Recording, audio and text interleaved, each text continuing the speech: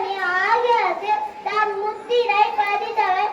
எனவே அவர் தாம் தியாகத்தை போற்றுவோம், நாட்டின் சுதந்திரத்தை காப்போம் என்று கூறி என்னுடைய இத்துடன் முடித்துக் கொள்கிறேன். நன்றி, வணக்கம்.